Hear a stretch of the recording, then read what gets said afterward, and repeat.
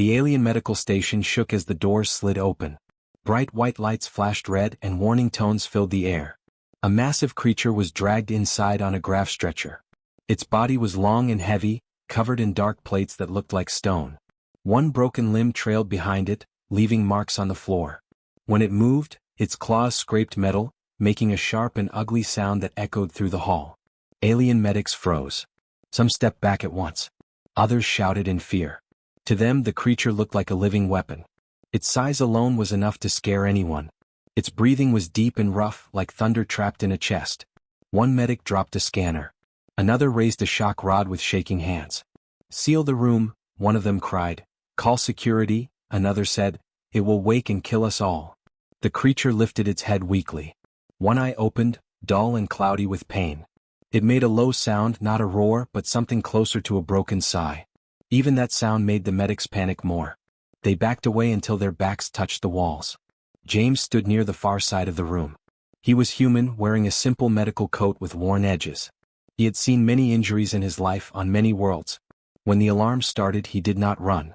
When the creature entered, he did not reach for a weapon. He watched. James looked past the claws and the armor.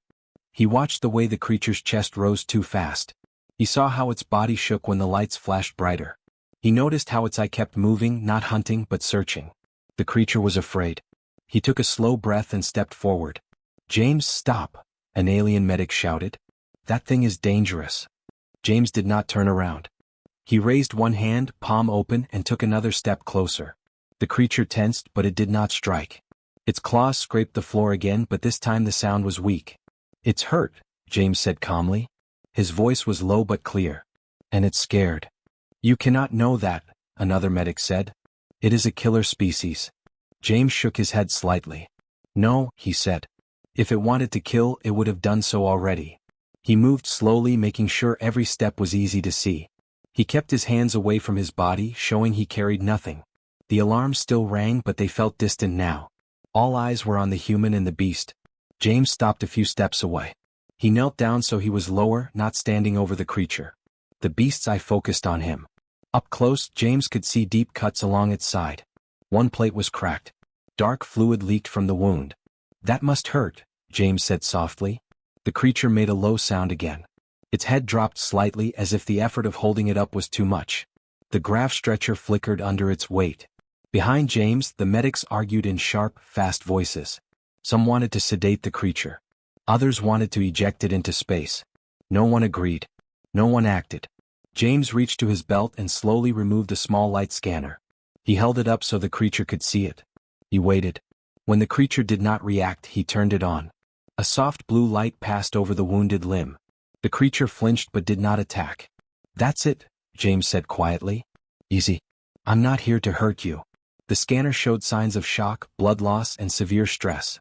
James frowned slightly. He looked back over his shoulder. "It's dying," he said. "If we don't treat it now, it won't last an hour." One of the senior alien medics stepped forward a little. "If it wakes fully." "It is awake," James replied. "And it's still not fighting." He turned back to the creature. Very slowly, he reached out and placed his hand on the floor, not on the beast. He waited again. The creature's eye followed his hand. His breathing slowed just a little. James smiled just barely. "That's good," he said. "You're doing great." The room grew quieter. Some medics lowered their weapons. Others watched with wide eyes. They had never seen anything like this. This creature had destroyed ships and old records. It was feared across systems. And yet here it was bleeding, afraid, and still. James stood and gestured toward the others. "I need help," he said. "No sudden moves.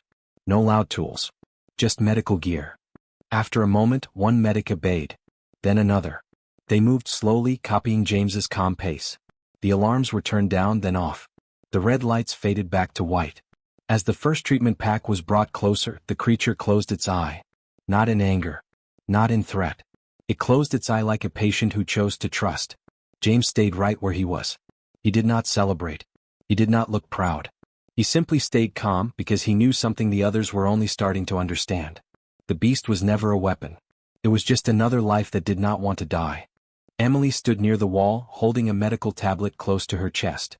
Her fingers were tight around it, but her eyes never left the center of the room.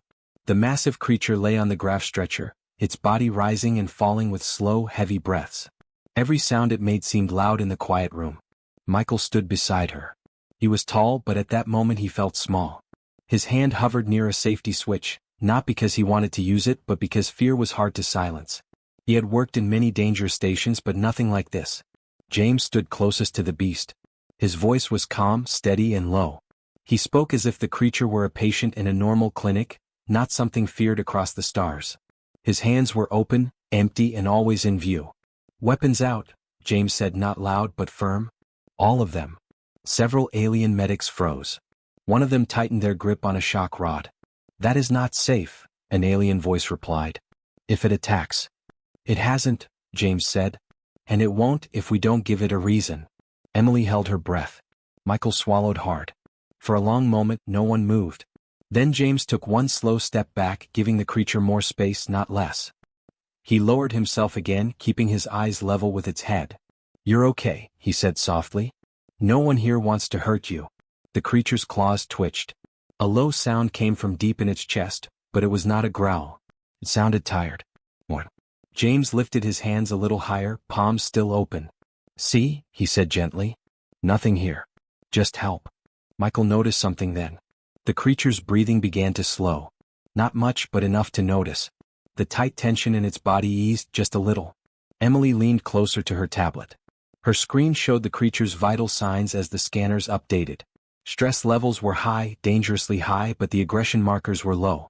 Almost flat. "That can't be right," she whispered. Michael looked at her screen. "It says it's panicking," he said. "Not attacking." Across the room, an alien medic adjusted a scanner and frowned. "The readings agree," they said slowly. "The neural patterns show fear. Extreme fear." James nodded without looking away from the creature.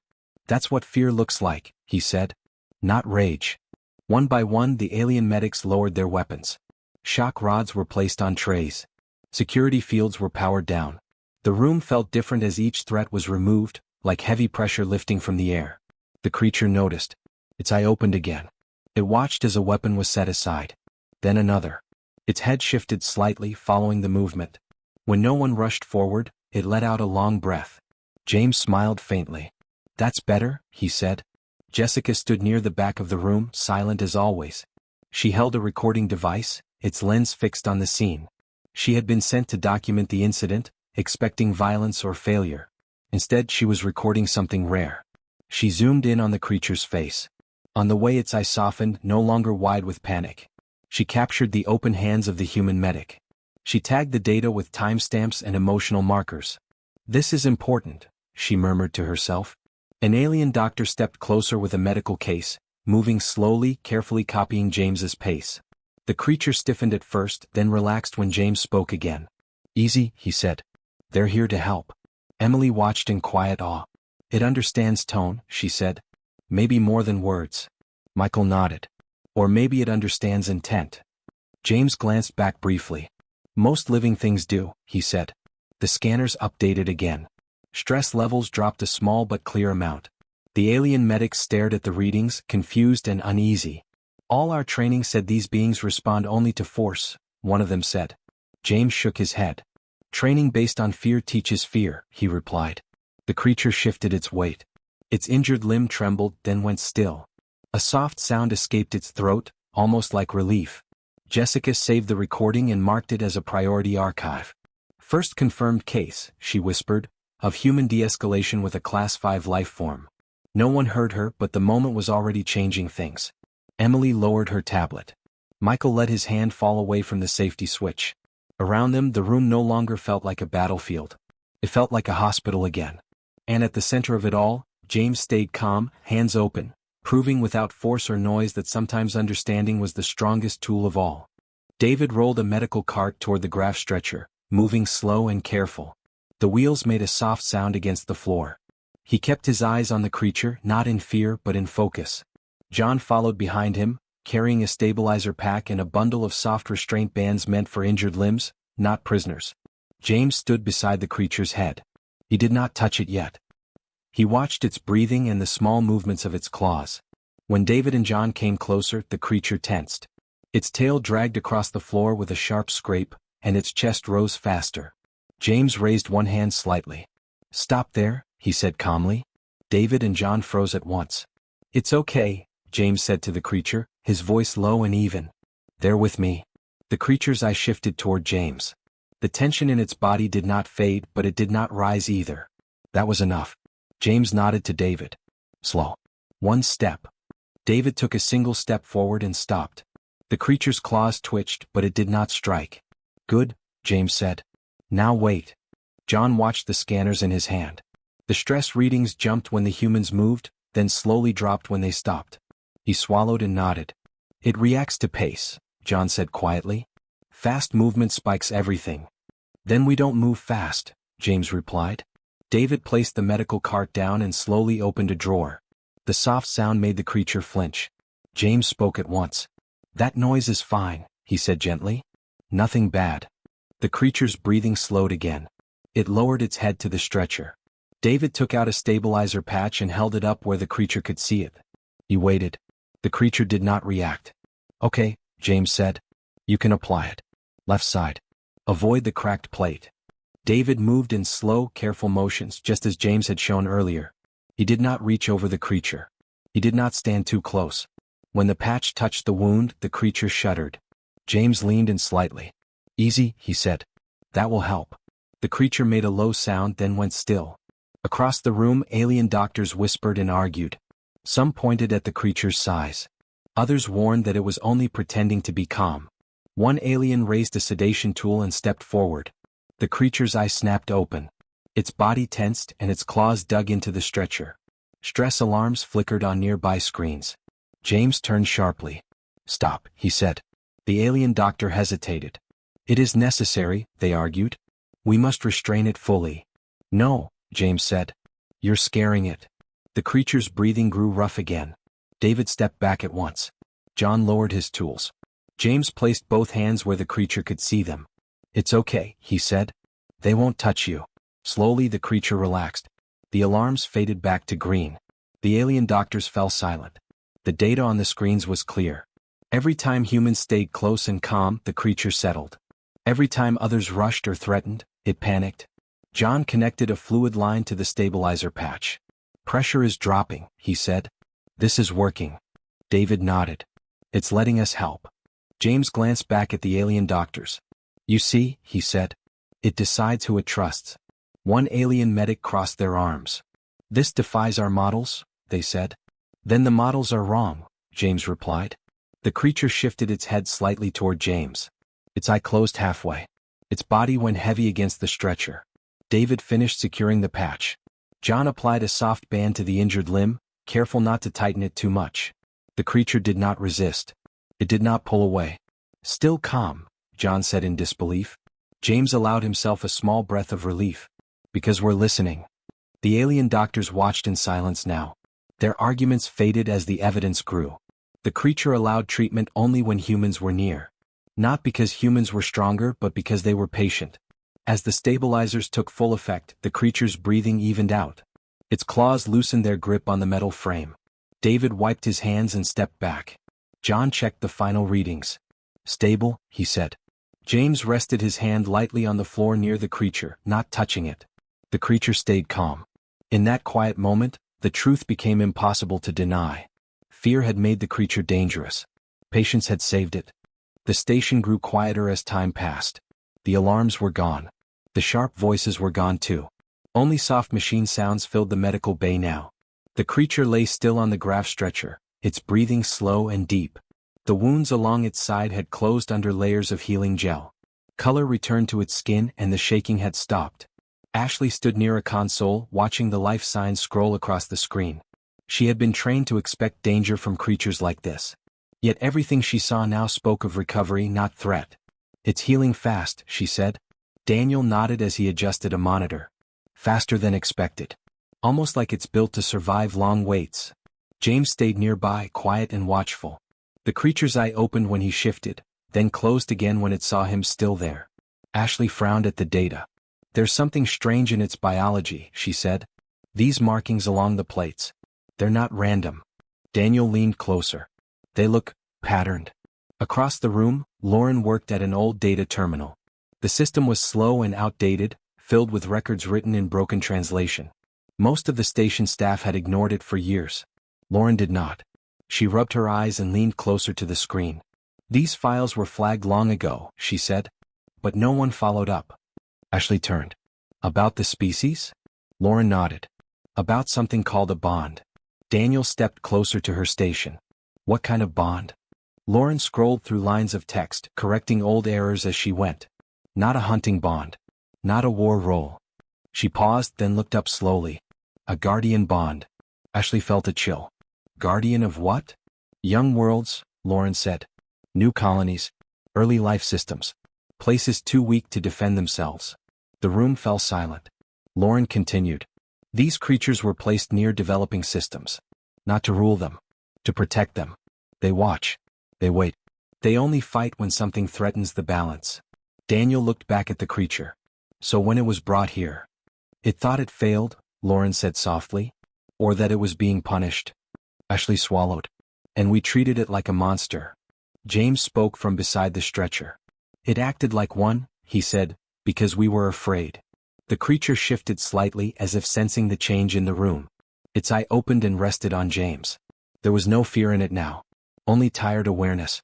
Lauren highlighted a final line of text. The records say guardians respond to intent more than force. They are bonded to care, not command. Ashley let out a slow breath. We almost killed it. Daniel nodded. Or worse. We almost taught it that the galaxy feared what it protected. Across the bay, alien doctors read the translated data in silence. No one argued now.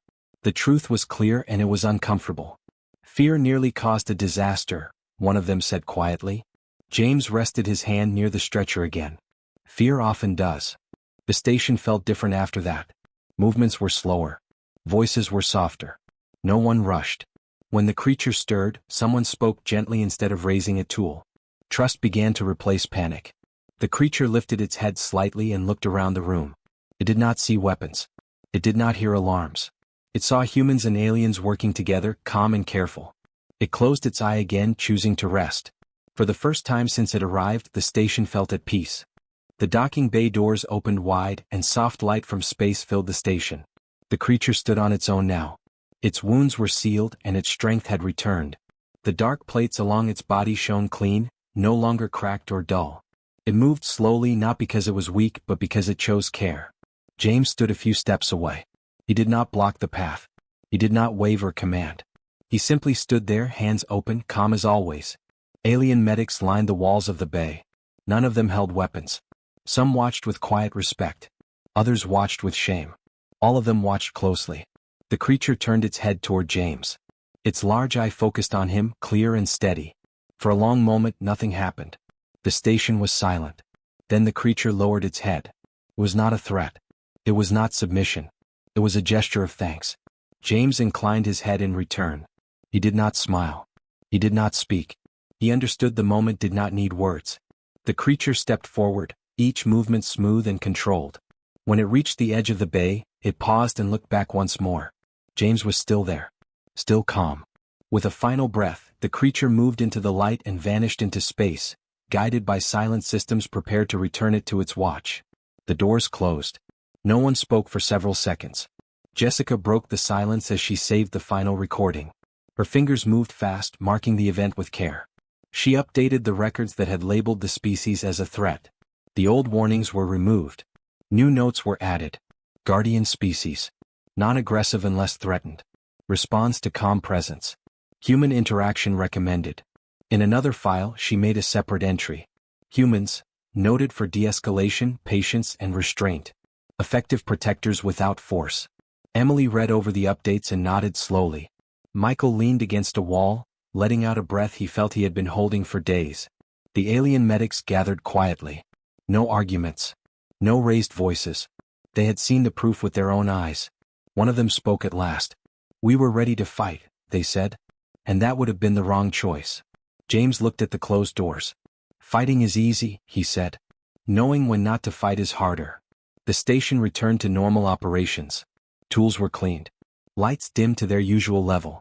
Yet something had changed. The lesson remained. Sometimes strength is not in weapons or power. Sometimes it is in understanding.